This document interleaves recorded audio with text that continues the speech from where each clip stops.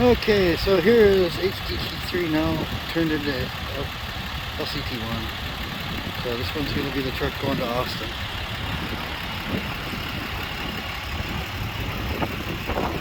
Give you a quick walk around and look at it. So you can also see the decal placement.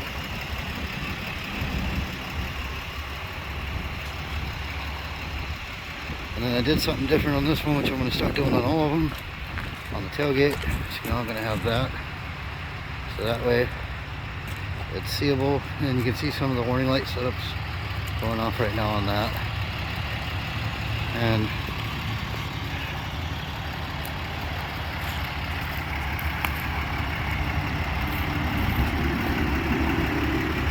then I have to get a new cowling later, but for right now, that piece down here in the very bottom, it's ripped loose from there. I can't fix that. And then it's been cut right here in the front, right there in the middle. And then there's damages right here where they hit something. And right here, and the bumper's actually rusty in there. So, and the plate's been missing since then. So, come back over here. The Wickham Weld headache rack with the lighting package.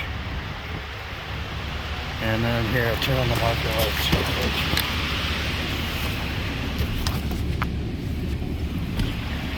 Marker lights with turn signals.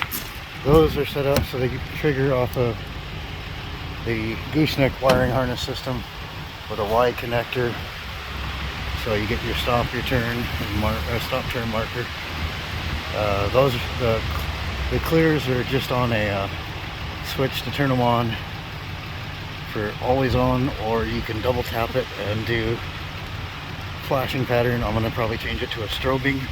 So if you double tap it, it'll go boom, boom, boom, boom, and it will flicker just like these guys. So you got your warning light. There's your oversized sign. Then junction box system for all the wiring. 100-gallon fuel cell, 25 per gallon minute, 12-volt pump with filter set up. The hosing actually lays down in this 4-inch gap here. So it's got 20 feet of hose, and it's just looped here to stay out of the way. Now it's not having to be fought with or drug all over the place. You still hook the hose handle back up like where you normally would on the pump. Then you got a full cross box. It doesn't go all the way down, as you can see down there. That's just the lever in the box, but you can see how it stops right there. And then you've got everything you need on the tool for the cartridge holder, and then the cartridge.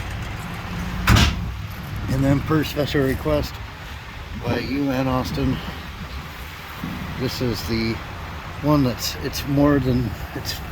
48 inches. It's the widest I could get.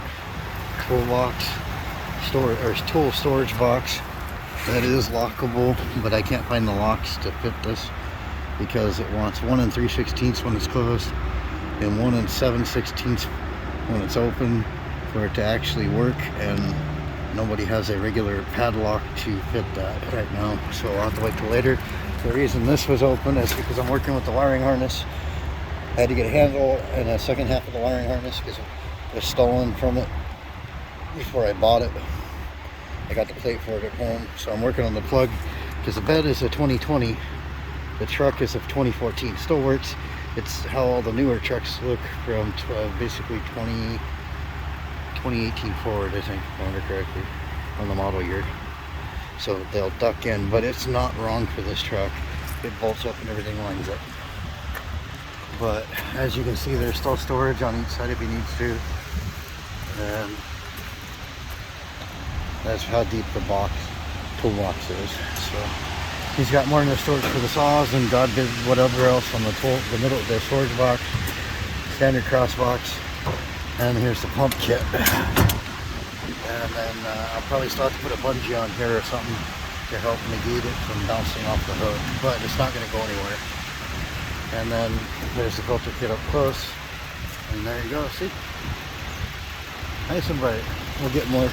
I'll probably have to get some to put on the front bumper and the rear bumper, but and I'll have to replace the passenger side headlight bucket because it's getting moisture on the inside and there's nothing I could do about it.